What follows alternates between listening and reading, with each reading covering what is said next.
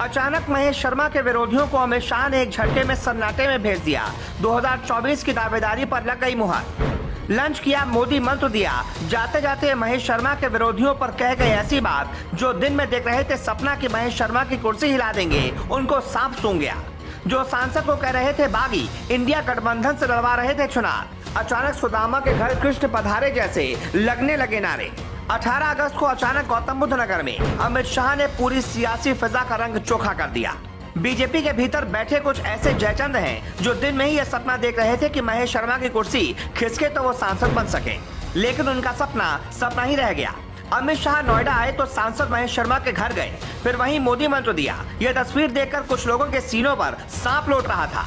गौतम बुद्ध नगर की सियासत में बीजेपी सांसद महेश शर्मा के घर पर गृह मंत्री अमित शाह का लंच चर्चा में रहा। कुछ तो इन तस्वीरों को देखकर सन्नाटे में ही चले गए, क्योंकि ऐसी हवा बना रहे थे कि सांसद महेश शर्मा का इस बार टिकट कटना तय माना जा रहा है। तभी अचानक गृह मंत्री का नोएडा दौरा ऐसे लोगों की जुबान बंद करने के लिए काफी था। कुछ लोग जानबूझकर ऐसा माहौल बना रहे थे कि नोएडा से 2 बार बीजेपी के सांसद महेश शर्मा के लिए हालिया कुछ समय से कुछ भी सही नहीं चल रहा। लेकिन ऐसे लोग भूल गए कि 13 साल की उम्र से संघ की पाठशाला में पले बढ़े महेश शर्मा के लिए टिकट से ज्यादा विचारधारा मायने रखती है। ऐसे लोग उन्हें इंडिया गठबंधन से चुनाव लड़ने वाला दावेदार बताने लगे थे।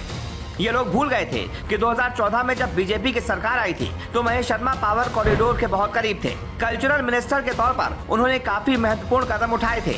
रामायण सर्किट गौतम बुद्ध नगर में लवकुश मंदिर के अलावा देश में कई ऐसी प्राचीन सांस्कृतिक धरोहर थी, इन पर महत्वपूर्ण तरीके से काम चल रहा था। लेकिन अचानक महेश शर्मा को केंद्रीय मंत्री पद से हटा दिया गया। कोई भी पद उनको संगठन में नहीं दिया गया, अतिरिक्त जिम्मेदारी भी नहीं सौंपी गई।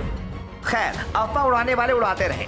इसी बीच अचानक गृह मंत्री अमित शाह का नोएडा दौरा हुआ और उसके बाद उनका महेश शर्मा के घर पर भोजन के लिए जाना गौतम बुद्ध नगर की सत्ता को एक सीधा संदेश पहुंचाने के लिए काफी था कि शेर अभी बूढ़ा नहीं हुआ।